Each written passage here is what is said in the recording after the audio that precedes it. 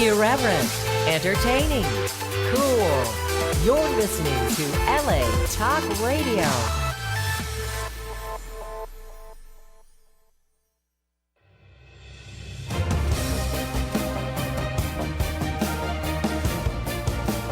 You're listening to Female Filmmakers Fuse with Alexa Polar and Robin Pabello, only on LA Talk Radio.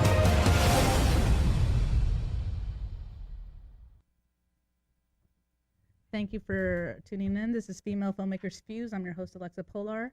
My co-host is not here today. She's working. I apologize. I'm sharing right now that we're live. So yeah, you can find us live on Facebook under the LA Talk Radio Facebook page, but I'm also sharing it now. You can also share it, find it on our page, which is a Female Filmmakers Fuse, and our Female Filmmakers Fuse podcast page as well. I'm sharing it now. If you want to call in, I encourage it because I have a really cool guest today. I mean, I have one every Sunday, but I mean, I'm super committed and excited about this guest because I've known her since last year.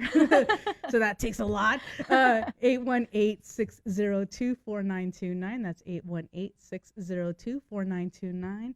And I didn't get a chance to say your last name because I'm always so bad at that. So I'm going to have you introduce yourself. It's a tough last name. My name is Christie Conochalla. I am a writer-director, and thank you for having me. It's so fantastic to be here. I'm excited to have you here. You're super talented because I want to get into that because of something that I learned recently, which is weird to say that, but not about you. I'm saying like it's connected to you, and okay. I'm going to get into that. But yes, Christie, thank you so much for being here. And how's the last name again? Conochalla. Conochalla. Yes. Yeah.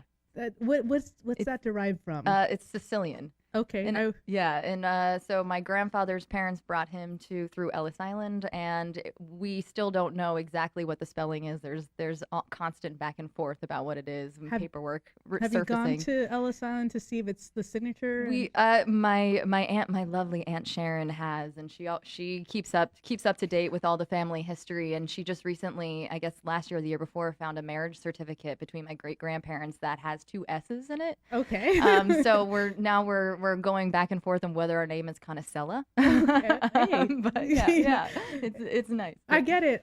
My grandmother's maiden name is Cobos, which is Cobos, but they're saying that they think the S had been added in time because it looks like whoever signed it at some point in time in history, the way their signature was, it looks like it kind of, like did this fancy thing at the end with the O, and they made it an S, and they're like, that's an S.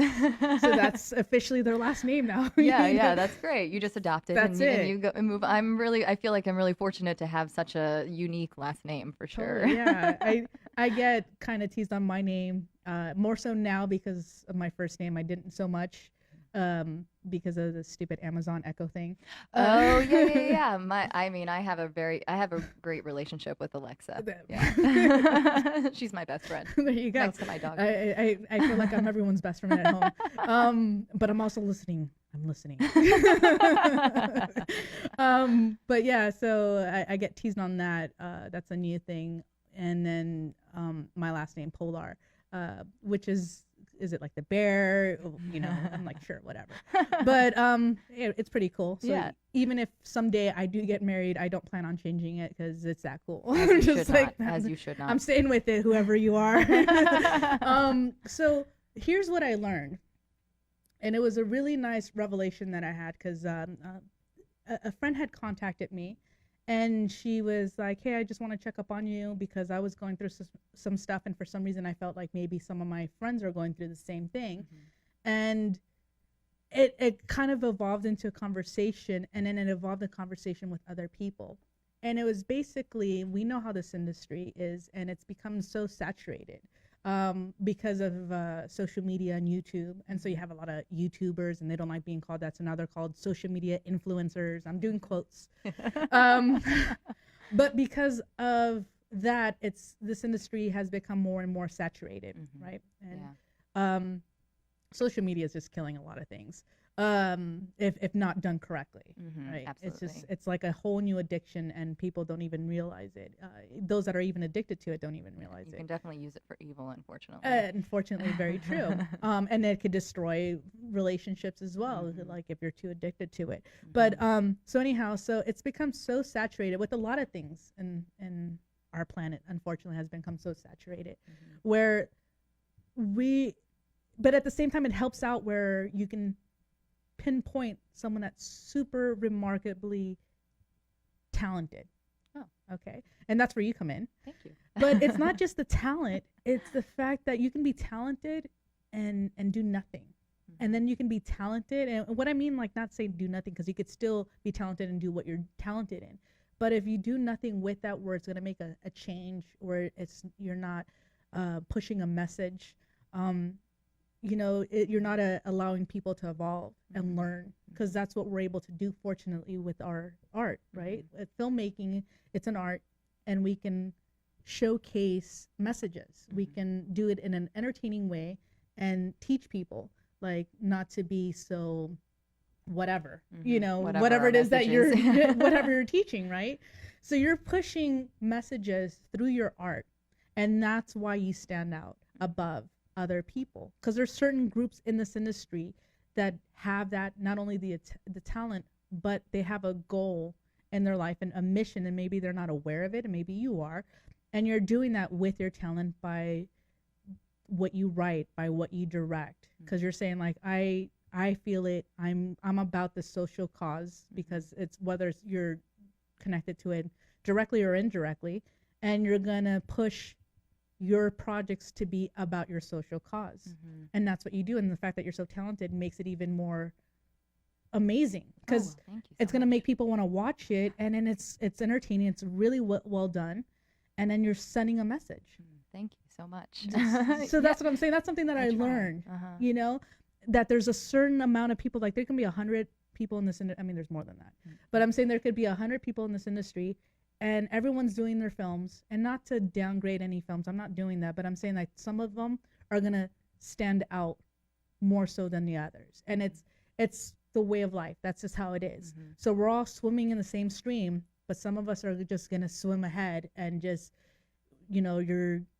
I don't know how else to explain. Well, it's really nice of you to say that, because most of the time I feel like I'm not swimming very far. I'm swimming against the current. It feels that way because of what you're spreading. Yeah. Because of the message that you're spreading, because of what you're trying to educate other people in your art. And I think that's great, because we had your film in our festival last year. August in the City, Yes. Yeah. It was such an honor to be there, too, amongst so many amazing filmmakers. Thank you. And it was great to have you there, and it was such a good film. It was a great film. Oh, thank you so much. And it was really great done. It was, I don't know what you did or your team, props to them, but it was just really well done. And it was like, it's a short, it should have been a feature. That's what people tell Lisa, our writer, executive producer. Right? They always want it to be a feature. And Lisa and I are both working on projects together. I just produced a short film for her called The House of Lorraine. Okay. Say that again.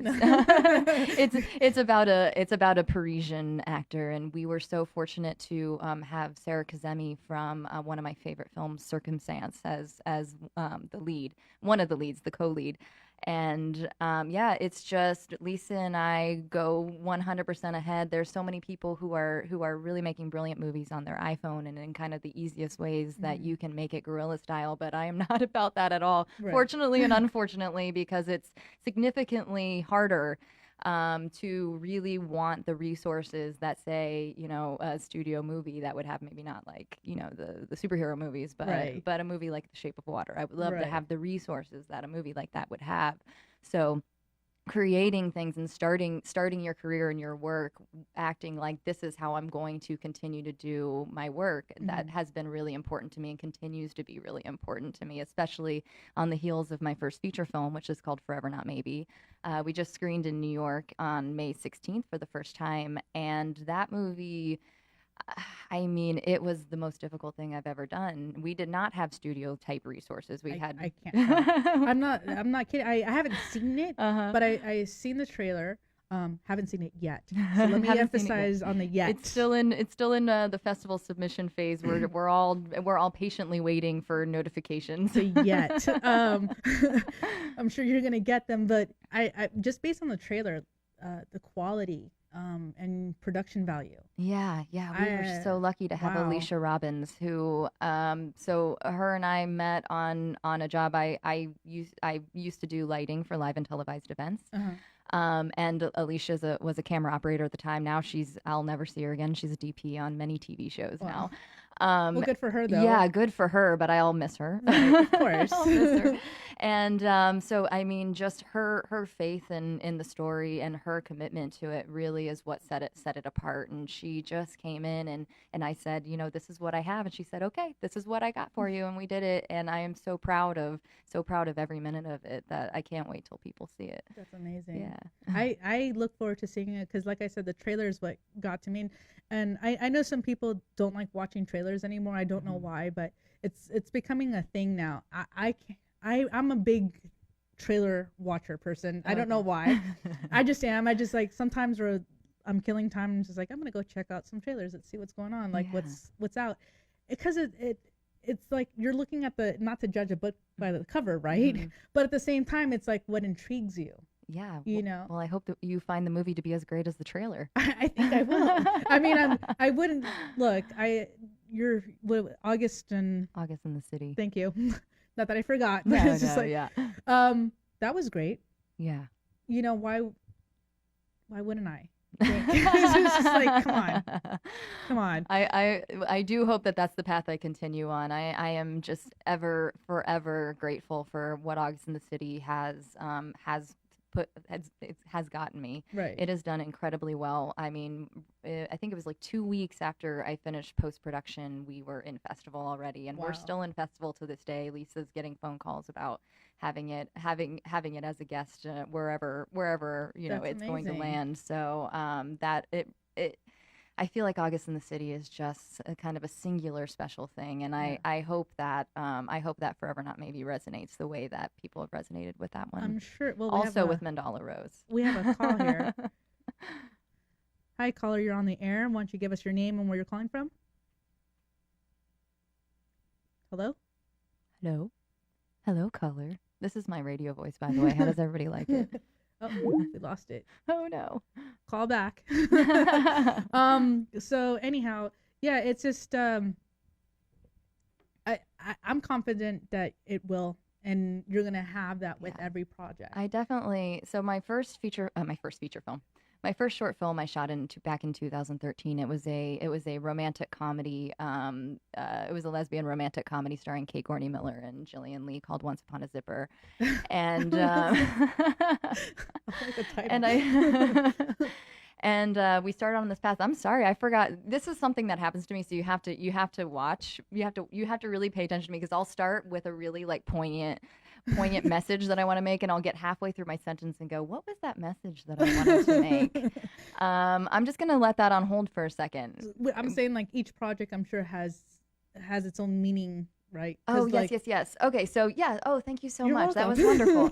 And I brought it back. You brought it back. So in 2013, I made Once Upon a Zipper, and it did quite well online. It gained a really wonderful and supportive audience. And so when I was creating the script for Forever Not Maybe, I really wanted to serve that audience. So however well it does on the festival circuit, my main cause is to get it to the people who have been following me on YouTube since 2013 with Once Upon a Zipper, and I'm really confident that it's going to be one of those films that my audience wants to see over and over again, and I hope so. I hope so, because it makes me feel good when I watch it, and I feel like if I'm feeling really good and I'm feeling like I got the message that I wanted to get across, which is basically just, the story is about two women in high-profile careers and who always choose their profession over relationships. And they fall in love, yet they never choose one another. They both individually choose their careers over and over again. And what that is when you're in a relationship, and how that kind of how it rolls down the hill as what happens to you if you don't serve each other before other things.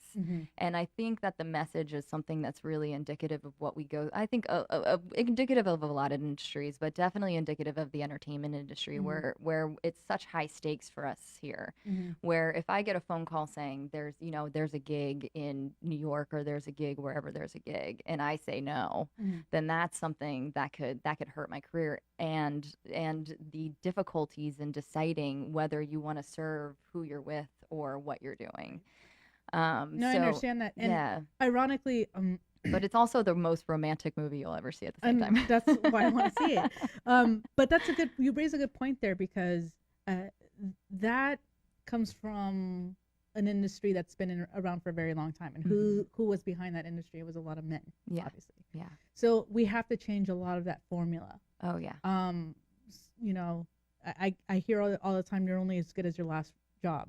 And that's I get what they're saying, but that's a horrible thing to say at the same time, because what they're saying is, when was your last job? And I think that's an incorrect thing, because if you have that reputation of being good at what you do, it remains. It doesn't go away. That's who you are remains. Even if you have slight changes in your core, you are who you are. And if you're a good, solid person, if you have good, solid work ethics, why would that change? Yeah, absolutely. And I'm going to go on two tangents here. Sure. One within the realm of Forever Not Maybe, and one within the realm of what I believe in life. And Forever Not Maybe, it was for me, it was really a message of, the character that Mandala Rose plays, and you probably know Mandala Rose from All About Eve. She's an incredible actor, and she was also in August in the City, and people always latch on to her scene in August in the City, because she's just such a powerful talent. So the movie was me trying to learn the lesson that I have to figure out how to compromise, because my life first is writing and is directing, and then it's everything else, unfortunately. But at the same time, right now it's kind of going down this path of well, what's important to me and what makes me happy, and how do I exist with what makes me happy, and what the things that I want in my life. I would love to have a relationship in my life, but how to organize things so that you're doing all the things that you need, and also serving another person, because you can't just be in a relationship halfway. It's never going to work. Right. So that's what I really wanted to learn for myself when I wrote Forever Not Maybe in 2015. But to the point that you're making, I'm just going to take a little sip of water. I'm sorry.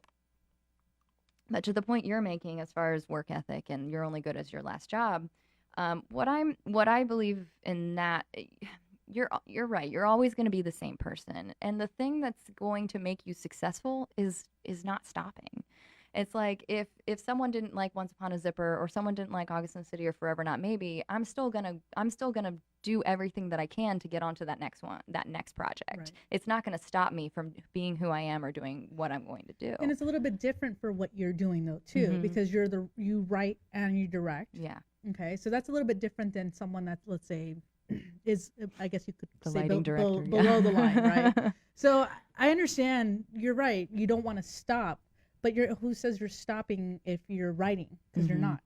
Yeah, absolutely. You may be, look, it took a year to do this project. I'm not saying it did you, but I'm saying like it took a year. Sometimes it takes more than a year, and people don't understand that, because there's so much rewrites, and as you're trying to pitch it and send it to people to invest in it and get it into the right hands, they're not seeing from this year to this year and sometimes another year, and they're thinking they're absent when they have no idea all the work that it takes in between. Oh yeah, absolutely. So it's in that time you have to, like what you said, you have to find the balance, right?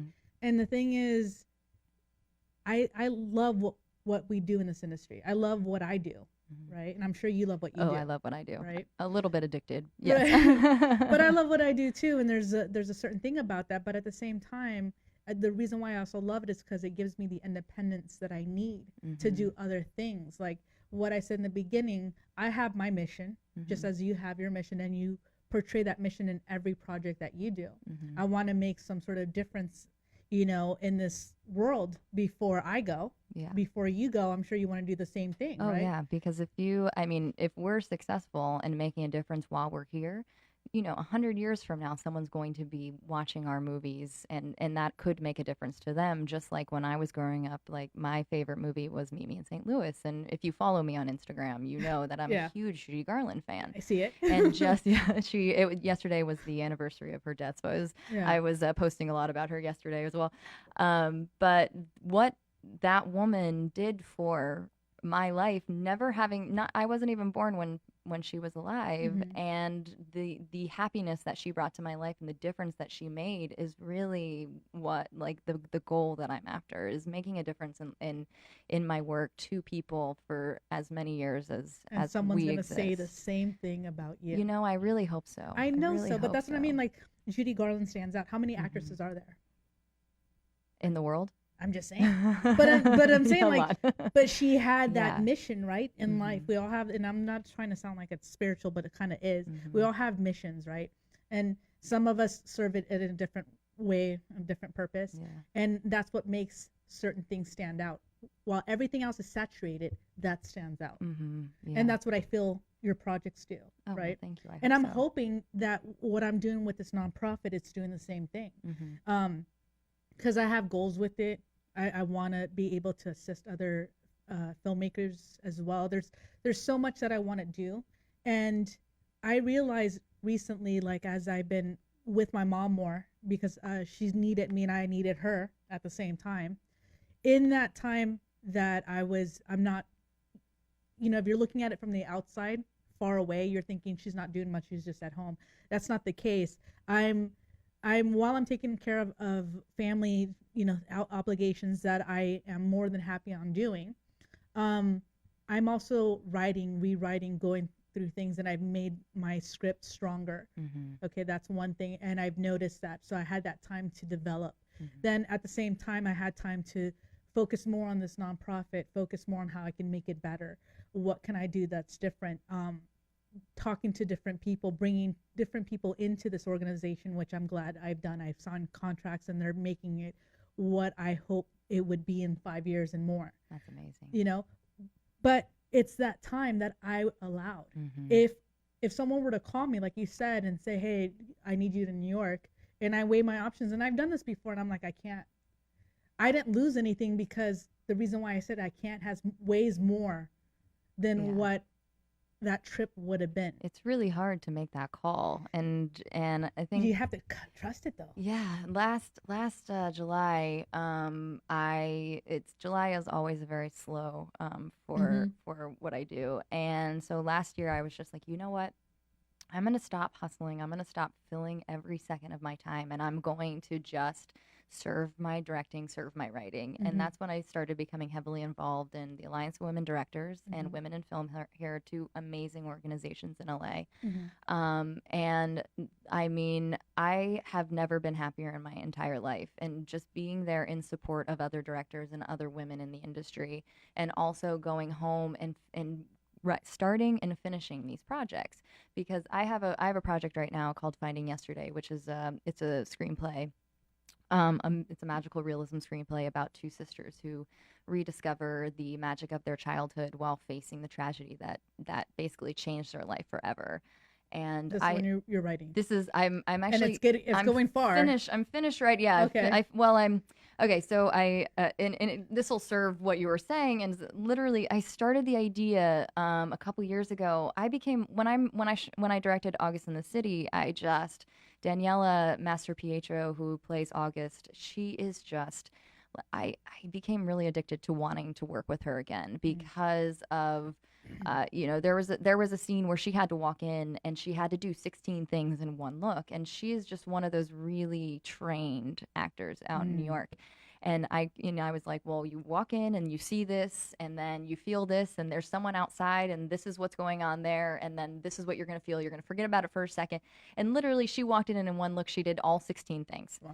And from that moment, I was like, I have got to write something for her specifically. So I had this idea, and I started writing. It was literally 4 years ago, I think. And I started writing it, and I couldn't finish it. I would get to the same place, and then it would stop. And then I would kind of let it go, and then I would learn something about myself and learn something about the world, or change my perspective on something, and then I go, oh my gosh, here it is. Right. So finally, a couple months ago, I said, I am done with the screenplay, and I put it in a bunch of competitions, which right now it's up for 2 competitions.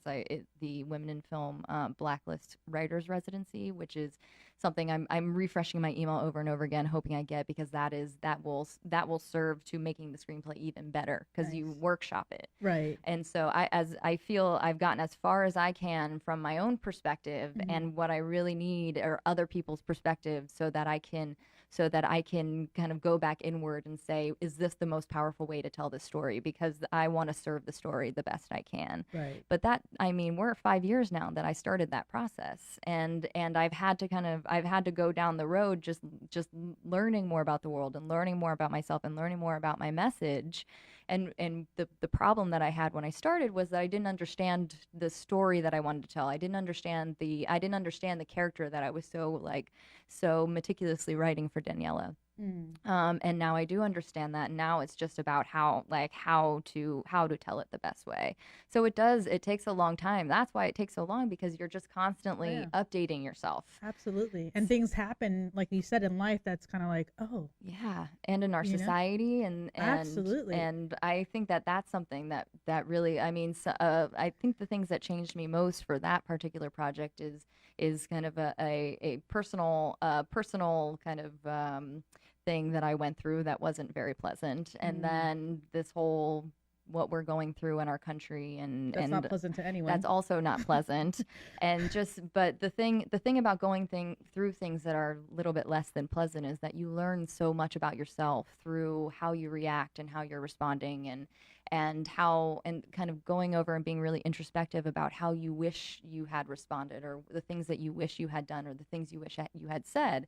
And through that introspection, it gave me a totally new view on the character that I had written. And from there, I'm just so proud of where the screenplay went, and I really hope that we can get into production with it. Oh, I'm sure you can. And that's right there alone. You raise a good point. And it ties into what we're saying. So much occurs, so much that it changes and evolves, and it helps it become something stronger, right? So it kind of helps us as well as creative individuals, where we think we're stuck, but we're stuck for a reason. So I don't question it. I just go with the flow. And sometimes people don't understand and think like, oh, she's going in a funk. And sometimes, yeah, I do go through my funk, but that's normal. And as an artist, you go through, you feel more, you're more sensitive to things. So yeah, depression is a common thing in this industry, because you're really in depth with things. You're really in tune with what's going on, because you're trying to make right from it. And what can I do to make a change? What can I do to make something different or make it better? Because you're one person, but you're one person that can do something, and like a film, and put it out there to so many eyes, and put your message across that way. And you never know who it's going to get to. You never know. That's a thing. Let's see. We have another caller. Let's see this. Hi, caller. You're on the air. Can I get your name and where you're calling from? Hi, everyone. This is Lisa Tedesco calling. Lisa, I'm the executive producer, writer of August in the City. The talented Lisa. We have to get you here on this show. I think we have to make that up. Aren't you going to be in LA in August? She's out of New York.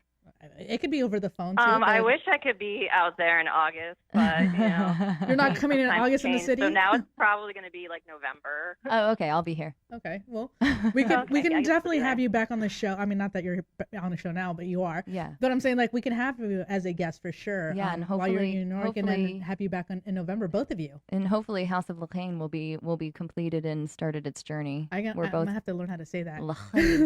My Forever Not Maybe was half in French, so one of our actors, a lot of Roxanne. people have been Lorraine, Lorraine. So no, that's not. I mean, not so much. So Lisa, I didn't want to like hog the airway. I actually wanted to call and ask a question. No, you're good. Go Okay. ahead. What's your question? All right. Well, so obviously me and Christy have known each other for a while, and a lot of the time she sends me her wonderful screenplays that I chime in with ideas, critiques, anything that or just to open up a line of dialogue. And P.S. I'm still waiting over the last for you year, to answer the questions. He's like hit me with a bunch, and I'm just wondering, girl, like where do most of your ideas just come from? That's a great question. I want to know that. That's a great question. Thank you. Where do most of your ideas come from? This is actually a really funny answer, I think. So growing up, I had some very few movies because I have one of those really obsessive personalities when it comes to movies and books, and I watch the same things over and over again. And so when I was growing up, it was all about Anne of Green Gables, Fried Green Tomatoes, While You Were Sleeping, and a couple other ones. And I feel like I just keep rewriting them, like I'm not writing those stories at all. But while I'm writing, I chase the feeling that I get when I watch those as a kid, because I really that's what I want to pass on to people who watch my films. Now each individually, so Finding Yesterday, I really wanted to create a magical realism world, similar to Anne of Green Gables, where the father is kind of the Anne character, where he creates this environment for his children, and how they go through life dealing with things that happen to them based on that. So that one, I think, was the inspiration was Anne of Green Gables, even though it's nothing like the book or the miniseries. And the current one that I'm working on, I had read a book that inspired me, and I kind of I took on a concept that was similar to what, and her name is Sierra Maley. It's a book called Colorblind. And the screenplay is nothing like the book. The book is a young adult novel about a adolescent who can see the ages that people die on their foreheads. Oh wow! Okay. And this is her story is very happy, with a happy ending, and mine. I was gonna say it sounds happy. I know. And I'm getting older, and I'm starting to really see our mortality. And so something that I'm really interested in is the different ways that people deal with death, or family members' deaths, or dogs' deaths, and it's really a research on how will I deal with my own life when that starts happening in reality, which is a really wonderful place to live for over a year. But that a lot of my inspiration comes from, like, personally, the things that I want to look at and the things that I want to research within myself, and that's where that one came from. Now, the other ones that I'm working on, I have quite a few that I'm working on, and the other ones that I'm working on are just inspirations from things that I've seen. And I was actually having a conversation with a friend of mine the other day. Her name is Sherry. And we were talking about Gentleman Jack, which is a large topic of conversation in my life right now. I can't stop watching it, and I can't go back, and I just want to live in that world at all times. And she is also a writer, and she's more like, uses more her head, where the intellectual side of her writes things. And I was saying, when I write, when I'm watching something like Gentleman Jack, and there's a moment in one of the episodes, for instance, where one of the characters just kind of she becomes an adult in a moment. The actor Sophie Rundle is so incredible. And there's just this moment at the end of one of the episodes where she gets this look on her face that's just like she had this full understanding of what she was doing and what she wanted, but she couldn't express it. And so I got a very particular and specific feeling that from that one moment from her performance. And that's something that I take with me, and I say, well, let me write the story. There's a storyline that I'm interested in, but the feeling I want to get is the way that I felt when I saw that scene. And so I start the process by just writing and bullying through until I can serve myself to feeling that in that moment, so that with the hopes that then I can pass on what I felt in the moment of something that inspired me onto other people who will eventually read or write or watch the project. That's amazing. Does that help you? does that help you answer your question? It's like Lisa? so all over the place. It's so all over the place where I get these ideas. You know, it was interesting. I called in and I was like, well, I'm either going to ask her something really deep or I'm going to ask her a Gentleman Jack question, and it turned into both. Both. So of course it turned into Gentleman Jack. Your answer turned into both, of course. So yes, I'm really happy. Well, thank you for your question, caller, that I've never met before. Thank you. Yes, thank you. I'll be contacting you, Lisa, later to see when we can set up having you on our show, okay? Oh, fantastic. Fantastic. All right. Have a good show, guys. Yeah, that'd be great. Talk to you later. Yeah, it's interesting you say that because when I write, it's usually based, obviously off of feelings, but usually it's out of a song. Oh, okay. Yeah. Songs is what does it to me.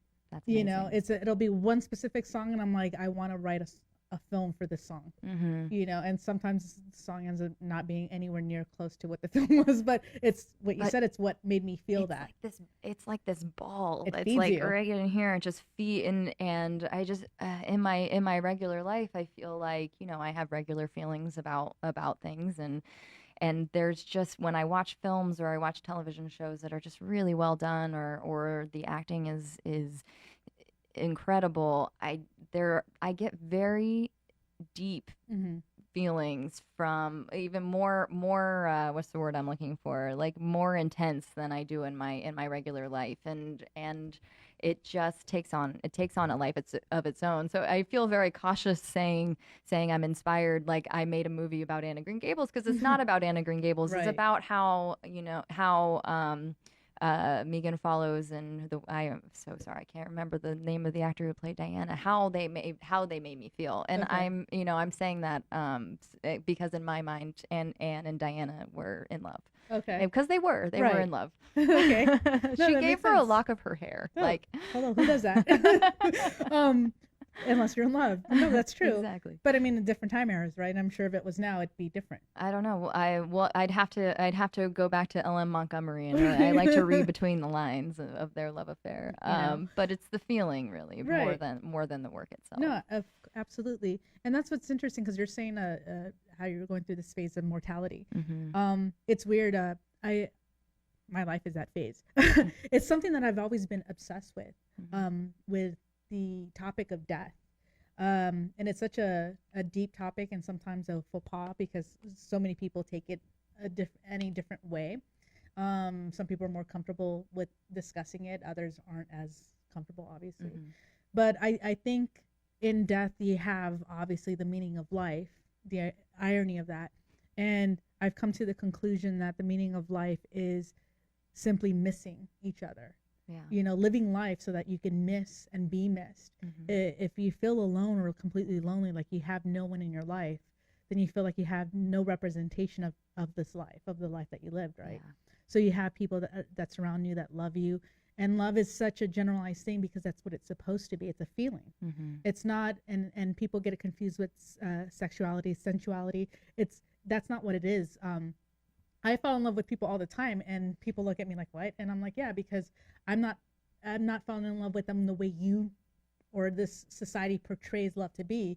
I'm falling in love with a person, and that's why it makes me care for them. Like, you know, every family member, friend, I fall in love with them because that's what makes me care for them. Yeah. Right? Yeah. So God forbid something happens to them, I'm going to miss them. They impacted my life in such a way. And that to me is the meaning of life, because it connects everything, even hate. Yeah. I think the biggest insult you can give to someone is say, I'm not going to miss you. That's true. That's absolutely true. That's the biggest insult you can give to someone, because they may not think it hurts, and then later they're like, that person just eliminated me from their life. Like, that is like the worst feeling ever. Yeah. You know, and it's not, I hate you, because I think that impacts more than, because hate takes a lot of work. To hate someone or anything takes way too much of your time. Yeah. To say I'm not going to miss you means you just literally deleted that person. No impact on none. Them. Well, I think that's really incredible. It's an incredible thing to think about. I think a lot of because I am at a certain age where that's something that I'm thinking about, and something else that's happening in the industry that I feel like is really incredible is that we have more movies and TV shows that are focusing on the Mexican culture, and I mean, the movie Coco, which was incredible, and it's making me realize, because I grew up I'm a white girl from Florida. No way. And everybody's like, yeah, everybody's like, oh, Florida. I didn't want to say Florida. It's a very interesting place to grow up. And I feel like I was the kind of kid that just sat in my room and watched Judy Garland movies and wrote fan fiction about a TV show called Homefront, which I'm hoping that the person who owns the rights to that is going to release it sometime soon. It was 2 seasons on Fox in like 1993, and I'm still obsessed with it. But I kind of grew up with this finality of death, where it was just like, and you're going to die, and that's it. They're just going to be gone. And so, growing up, I feel like I've just acted as if it was there in the distance, and then I'm going to deal with a loss. And now that I'm watching more things like Coco, and more things there's more meaning to it. There's more meaning to it, because people don't die. Like they don't just go away. They're still there with you. Mm-hmm. And that's kind of, and it's interesting because I became obsessed with the TV show Jane the Virgin, which is not. They're not Mexican, I don't think, in that TV show. I don't want to misrepresent their culture in that TV show. I think they're Venezuelan. Okay. It's just the Latin culture. It's the Latin culture, and so Jane is a writer in the show, and she is obsessed with magical realism. And so I was in the middle of writing Finding Yesterday, and in the movie, and in my movie, there is just heavily about bringing people who died kind of back to life within you. And I had no definition for that. I had no vocabulary for what that was. And I went to an Alliance of Women Directors meeting. There's a small group of us who kind of get together and we hold hands and we cry about how hard it is to be a director in this town. And it's definitely necessary. So I'll go on a tangent. I'll go on a tangent. Like, if you're an artist, like, you need to find a community of people who you can just cry around, right. Because it helps. But I was sitting next to a fellow director, Donna, and she was like, it's magical realism. Like, that's what this is the word that of what you're doing. Mm-hmm. And the moment that she told me that, I was like, oh my gosh.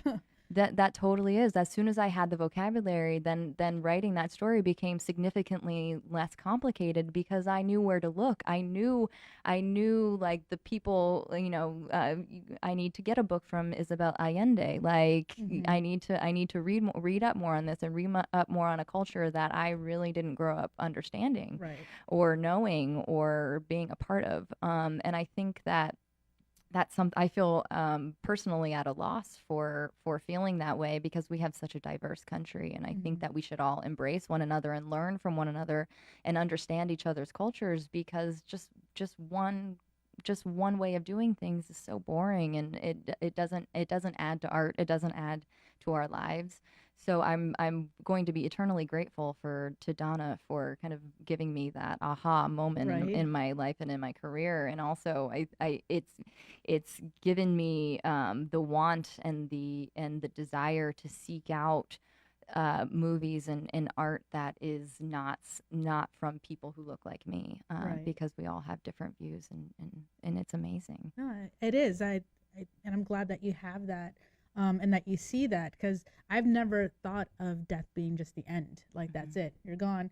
Because if that were the case, then why do we have the whole process of funerals, besides the fact that it's closing for us that are left behind? But then why do we have a tombstone? Why do we have names? Why do we have photographs? Why do we have memories? Because obviously they continue to live on in our memories, and then we pass on stories to other people, and mm-hmm. we share those moments. Like, and you have those where, something comes on and you're like, oh, that reminded me of that person. And to me, that's kind of like them visiting. That's how I see it. And that's like how we see it in our home. There's certain things, and I could tell you stories for days. But those are different types of stories where, we've had experience, and anyone that meets me later, and you come to my home, for example, Robin. Hang on, we got a call here. Okay. Hi, caller, you're on the air. Can I get your name and where you're calling from? Excuse me? Yes, you're on the air. Can I get your name and where you're calling from?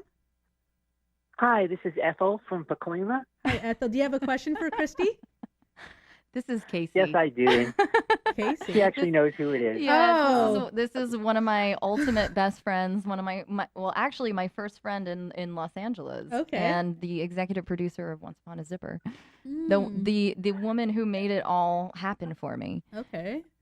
Okay. What's your Oh, question, thank Ethel? you. From Pacoima? But because this is not about me, this is about you. Last night I actually was speaking to a screenwriter, and one of the things she mentioned was how she has problems sometimes when she's writing for a protagonist that she kind of sees herself in, that she has blind spots, that, you know, suddenly she's assuming things are being written into the script, but it's not because she's thinking it. So my question is, I know when one of the scripts you worked on a while ago was, I think it was called Forever Not Maybe, and it was kind of biographical in a way, very loosely. Have you moved away from that, or do you still kind of see yourself in characters at times, or is that kind of in your past? Well, as you know, Forever Not Maybe, I was writing for an audience and for a budget for Forever Not Maybe. So the easiest thing that I could do while telling my story, and at the time I had just seen Carol and I believed in love in a different way. And so that's really what I wanted to portray in Forever Not Maybe. But I think that no matter what you do, there's little parts of you that are gonna be in every single character. And I can't say that I have blind spots to those things, because I feel just painfully self-aware, and that's a big part of who I am, and a part of my process when I'm writing is I just very pointedly want to understand every moment of what I'm thinking or where a line of dialogue came from, especially for a character. It's like, you know, I was trying to explain to my mom what it is, because she was like, how do you just come up with these things? And I was like, well, you create a world and you create characters, and in the world that you create, you write the rules for what this world means. And so you have a character, for instance, Sasha from Forever Not Maybe.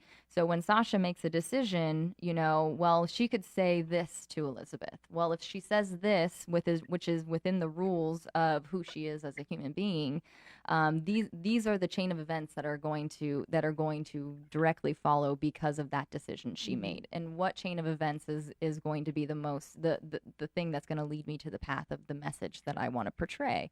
So I don't think I can say that I have necessarily blind spots or take myself out of the stories. I think I'm all over the stories, but I feel like I, as a human, am kind of this is going to sound so bad. I feel like I'm kind of a shell. And it doesn't sound bad. It makes sense. I get what you're saying. I fill myself with who these people are, and I Right. don't know if I necessarily can tell them apart from me while I'm writing it. But the characters that I write definitely do take on their own kind of personality and their own life within me. And because I think 95% of my writing process is going through like meditating and taking long walks so that I can stop being myself and start being them, or start thinking like they would think. Like, you know, if I get stuck on a line of dialogue, I don't know how this person would react to this situation. I'll take an hour-long walk and say, you know, and suddenly I'll be like, oh my gosh, I would do this if I were this character. So I don't know. Does that answer your question? That was a really good question, though. You made me think. You made me think. That was a good question. You know, it's always dangerous. And by the way, I just want to note that Casey said it's not about me. It's about you. Because I don't know, we have a constant battle of who it's about every day. So today it's about me. 24/7, 365.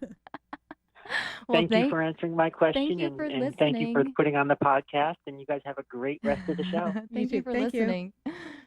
I have wonderful friends. Yeah, you do. Very supportive. That's awesome. That's definitely necessary as well when you're an artist. It really is. But that's that's great. That was a really good question. So you're in the festival right now. That was the first festival for Forever. Yeah. And I put it in, I think I only put it in like 8 festivals, and Okay. I'm really trying to, I love going to festivals, and I love the whole process. I mean, I fell in love with it. I was fortunate enough to, Lisa had put August in the City in the Cannes Short Film Corner a couple years ago in 2000, I think it was 2016 or 2017, I can't remember. But that, being at Cannes in that there was nefarious parts of Cannes at that year as well.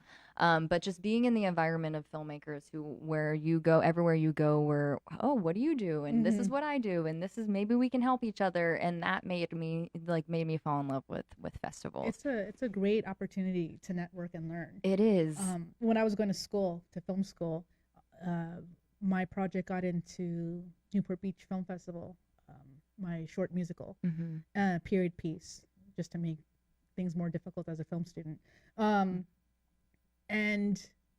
of course, older, so I took it more serious, and I went to the festivals and I did all the things that they recommended, going to all the after events and networking events.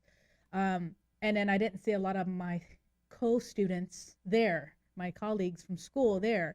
They were no-show. And I thought it was interesting, and they wouldn't go. And they had badges, and I'm like, you could go. This is like a huge festival. Why wouldn't you go? And it's kind of like, eh. And I'm like, such a missed opportunity. You have no idea who you're going to meet. And I'm not talking about names. I'm just saying, like, you never know. You might meet someone that you're going to be working with, and all of a sudden that project becomes something. Like, you miss that opportunity. Oh my gosh. So August in the City was in a film festival in Chandler, Arizona. And it's possibly one of the most, because I was very close to the venue and went to, of course, I try to go to all the movies. And that's good. And because I want to see what people are programming and what inspires them. And so I met a lot of people at that film festival. We had a little group going. It was kind of like summer camp, where you go and we're all from different places. Unfortunately, a lot of the people I met are from LA. Would have never met them had I not gone to Arizona for this festival. Isn't that interesting? Yeah, it's so interesting. Evan, I was talking to yesterday. And Darren, we were supposed to catch up like next week. But you create a community, like this like worldwide community. And I met her name is Brittany. She's an incredible actor, writer, director, and she has a short film called Next Door. It's her directorial debut short film, which is incredible. If anybody who sees that on a festival, please go see it. Shout out to and that. Yeah, shout out to Brittany Benjamin. And she lives in Minnesota. Wow. And I'm like, I was writing a Christmas movie at the time, and with the Christmas movie is complete, I'm looking for someone. I'm gonna go on a tangent here. Okay. So lesbians. This is the thing. This is fun. So I'm from Florida, and my family all lives there. Fortunately, my dad just moved there. He lived in Kentucky for a while, but it makes it a lot easier that he's in Florida now. And so I spent 5 days with my mom and 5 days with my dad, and they both love Hallmark Christmas movies. And so I find myself inadvertently like in this like Hallmark Christmas movie marathon for 10 days. And I'm like watching it with my mom, and I just start laughing because I'm like, this is a lesbian movie. This is a movie that lesbians love. Like, they want like these feel good romantic comedies with happy endings and lots of romance. And I was like, you know what? There's no lesbian Christmas movies. Now there's a couple, and Clea Duvall's, I believe, is in the first stages of pre-production with one starring Kristen Stewart. So that kind of put a rain on my parade. But even though I'm going to obsessively watch it, I'm sure. But I came home and I wrote like a formulated romantic comedy Christmas movie that while I was writing it in my head, it starred Lacey Shea Bear, who is like this, who does a bunch of Hallmark Christmas movies. And so I was writing that, went to this festival, and I met Brittany, and I'm like, you're Lacey Shea Bear. you are this person. So I finished writing that one. It's gotten some interest, but no hits yet. Yet I'm hoping. And I'm just like, had I not met her, I wouldn't have had my Lacey Shea Bear lead actor. And that's why going to festivals and networking is important. And, yeah, and you so do it important. right. You do it right, because that's how it should be. You go to as many screenings as you can. Yeah, you support one another. Exactly. That's what it's all about. And that's exactly what it's about. I think that in kind of the recent past of the industry, it's all been about keeping everything so close. Mm-hmm. That because you don't want someone to take your place, or you don't want someone to take your idea, or you don't, everybody was so scared of, I don't even understand what they were scared about. But you go and you you're not going to get anywhere by yourself. No. You're just not. Especially when you're making movies, you need a freaking army to make a movie. It takes and going out and appreciating what the festival is doing, how hard the programmers work and the directors work, and how hard the people who have their work in the festivals have worked to get there.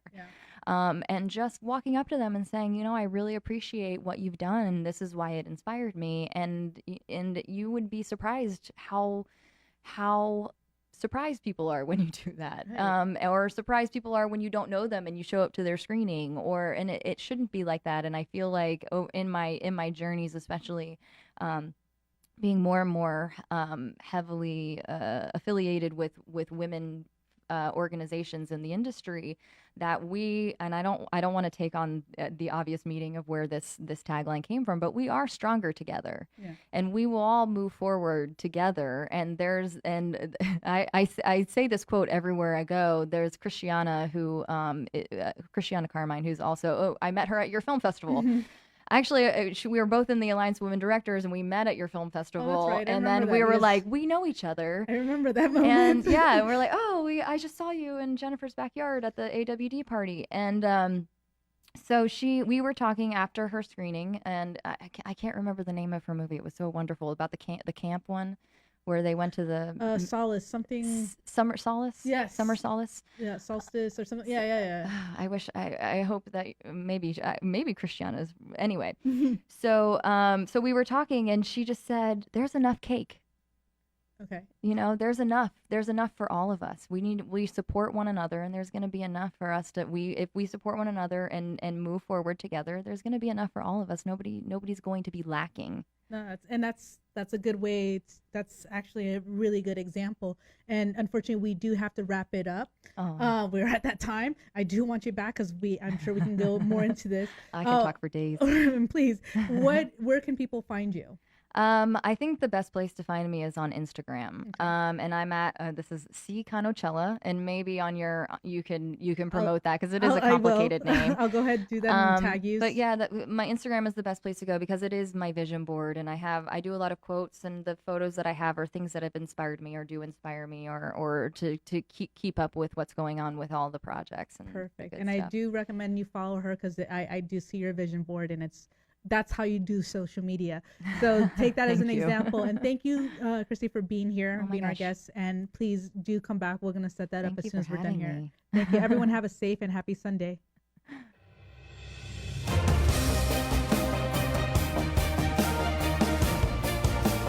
You're listening to Female Filmmakers Fuse with Alexa Poehler and Robin Pabello, only on LA Talk Radio.